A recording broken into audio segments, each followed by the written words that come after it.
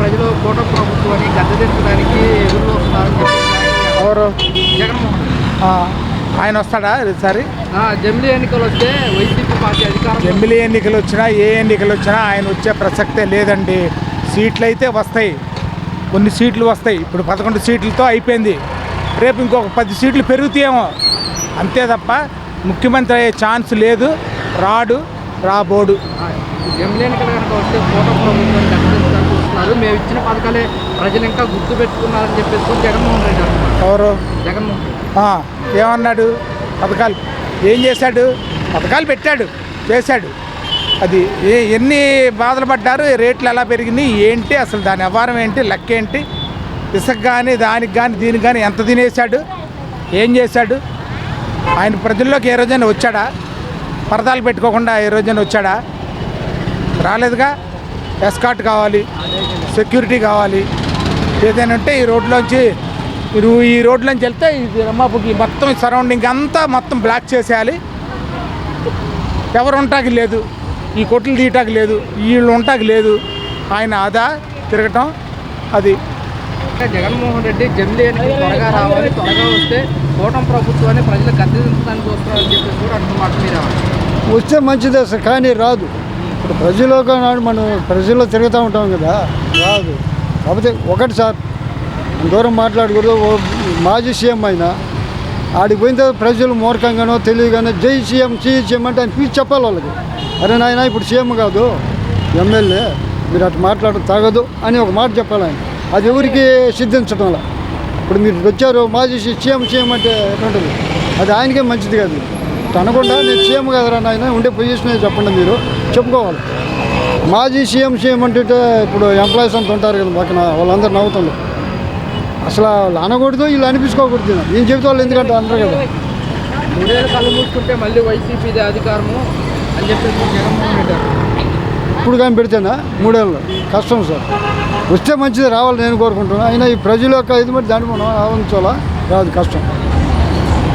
అంటే కొన్ని బాగానే ఉంటున్నాయిలేండి. కాకపోతే పవన్ కళ్యాణ్ గారు కానీ కొంచెం లోకేష్ గారు కానీ వీళ్ళు కొన్ని సవరణలు చేసి మంచిగా చేద్దామని చూసుకుంటున్నారు. అది బాగానే ఉంటుంది.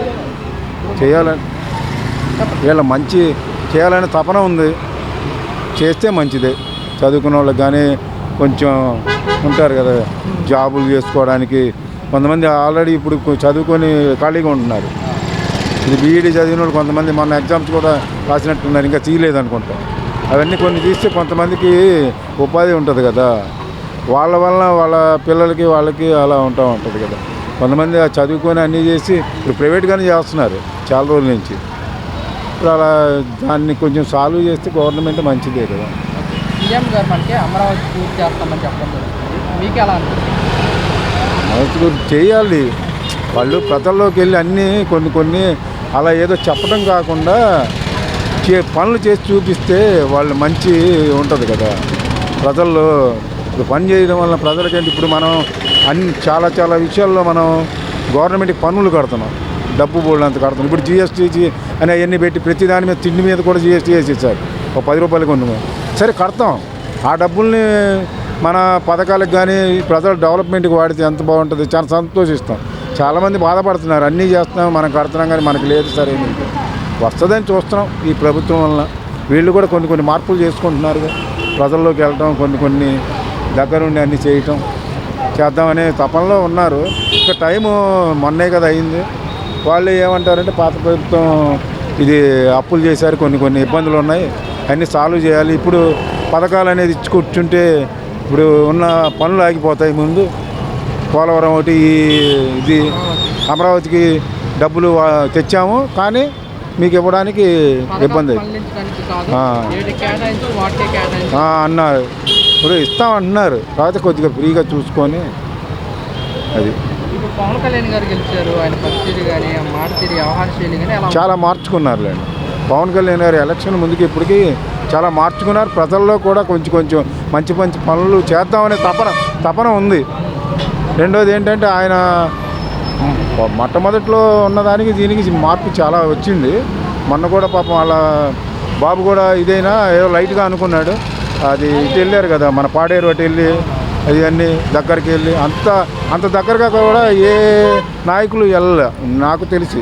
అదే గిరిజన ప్రాంతంలో రోడ్డు అందులో ఆ ప్రదేశం అదంతా నక్సలైట్ ఏరియా బాగా ఇబ్బంది. అంత దగ్గరికి వెళ్ళి చేశాడంటే ఏదో చేయాలని తపన ఉంది పాపం ఆయనకి. చేస్తాడనే నమ్మకం కూడా ఉంది జనాలకి. ముఖ్యంగా గ్రామాలు పట్టుకొని గ్రామాలను అభివృద్ధి చేయడానికి ఆయన ధ్యేయంగా చేస్తున్నాడు. ఇంకా గ్రామాలకు కూడా చేస్తానని తిరుగుతున్నాడు. ఆయన దగ్గరికి ఎవరైనా వచ్చినా సరే ఎమ్మటే ఆ పని చేసి పెడుతున్నాడు. బాగా చేస్తున్నాడు అని పవన్ కళ్యాణ్ గారిలో చాలా మార్పు అనేది చూసాం. అంటే చేస్తారు, చేయాలని ఆయన తపన. ఆయన మొదటి నుంచి అంటున్నాడు కదా, నేను సంపాదించుకోవడానికి రాలేదు, ప్రజలకు చేస్తాను. జగన్మోహన్ రెడ్డి చూసుకుంటే కనుక ఢిల్లీ ఎన్నికలు త్వరగా రావాలి, త్వరగా వస్తే ప్రజలు మొత్తం వైసీపీకి పట్టం కడతారని చెప్పేసి కూడా వ్యాఖ్యలు చేశారు. అది ఎవరి ఎలక్షన్ అనేది వచ్చి 11 నెలలుగా అయింది కాబట్టి మనం దాని గురించి మాట్లాడలేం. అంటే కూటమి ప్రభుత్వం వచ్చి 10 నెలల్లోనే బాగా పూర్తి వ్యతిరేకత వచ్చింది. వైసీపీ ఇచ్చిన పథకాలే ప్రజలంతా గుర్తుపెట్టుకున్నారని జగన్మోహన్ రెడ్డి అనమాట. నిజాను అంటారా? అది మనం మాట్లాడకూడదు దాని గురించి. వైసీపీకి సంబంధించి కొత్తగా సలహాదారులను తీసుకుంటున్నారు. ఇలా తీసుకోవడం వల్ల మళ్ళీ వైసీపీ అన్న పుంజుకునే అవకాశం ఉంటుందంటారా? వైసీపీ గవర్నమెంట్ల గురించి అయితే మాట్లాడట్లేదు, మేము ప్రజలుగా మాట్లాడుతున్నాం కాబట్టి మాకు అభివృద్ధి కావాలి. పర్వాలేదండి, బాగానే ఉందండి. నాకైతే పెన్షన్ అంతా ఉందండి, గ్యాస్ డబ్బులు కూడా పడుతున్నాయి. ఈసారి ఇప్పుడు బుక్ చేశాను, 4 నెలలకి విడుదల చేశారు కదా, నిన్నే వచ్చింది గ్యాస్. ఒకసారి వచ్చినప్పుడు డబ్బులు పడ్డాయి, రెండోసారి కూడా బుక్ చేస్తారు. ఒక్కసారి కూడా ఇచ్చారు, డబ్బులు పడ్డాయి, బ్యాంకులో పడ్డాయి. ఎలా అనిపిస్తుంది కూటమి ప్రభుత్వం? బాగానే ఉంది. ప్రభుత్వం కంటే ప్రభుత్వం మెరుగేనంటారా? పర్వాలే, ఇంకా అంటే మనకి కొంచెం కొన్ని ఇబ్బందులు ఉన్నా ఏదో జరిగిపోతుంది అంతే. మరి ఇప్పుడు చంద్రబాబు నాయుడు గారు ప్రభుత్వంలో హామీ అని చెప్పేసి పెట్టారు. అవును, అందులో లేడీస్కి ఉద్యోగాలు ప్రయాణం, ఉచిత గ్యాస్ సిలిండరు అవును అని చెప్పేసి కూడా అన్నారు. ఎలా అనిపిస్తుంది? అది ఆనందమైన. దాన్ని కూడా రాజకీయ కోణం చేసి దాని ద్వారా బురద జల్లి చంద్రబాబు నాయుడు మీద బురద జల్లుదామని చూశాడు. అదే 2.0 అంటే 2.0 అంటే వేరేదేం కాదు. ఇలాంటి మత ఘర్షణలు, మామూలుగా కులాల మధ్య, మతాల మధ్య, ప్రాంతాల మధ్య, వర్గాల మధ్య క్రియేట్ చేసి ఘర్షణలు క్రియేట్ చేసి దాని ద్వారా లబ్ధి పొందామని దానికి ఒక పేరు పెట్టుకున్నాడు జగన్మోహన్ రెడ్డి. దాన్నే 2.0 అంటారు. అలాంటివి ఈ ప్రభుత్వంలో చెల్లవు, అమలు కావు. లోకేష్ గారు స్పందించారు. లోకేష్ గారు డ్రామాలు చేస్తున్నారు, కులమత భేదాలను రచ్చగొడుతున్నారంటూ కూడా లోకేష్ గారు చెప్తున్నమాట మీరేమంటారు? ఏమండి, ప్రవీణ్ గారు హైదరాబాద్ నుంచి ఎప్పుడు స్టార్ట్ అయ్యారు, ఎక్కడికి వెళ్ళారు, ఎక్కడ మద్యం కొన్నారు, ఎక్కడ పడిపోయారు, ఎక్కడ బుల్లెట్కి లైట్ ఊడిపోయింది, ఎక్కడ యాక్సిడెంట్ అయింది, అంతా క్లియర్గా సీసీటీవీలు అన్నీ చూపించారు కదా.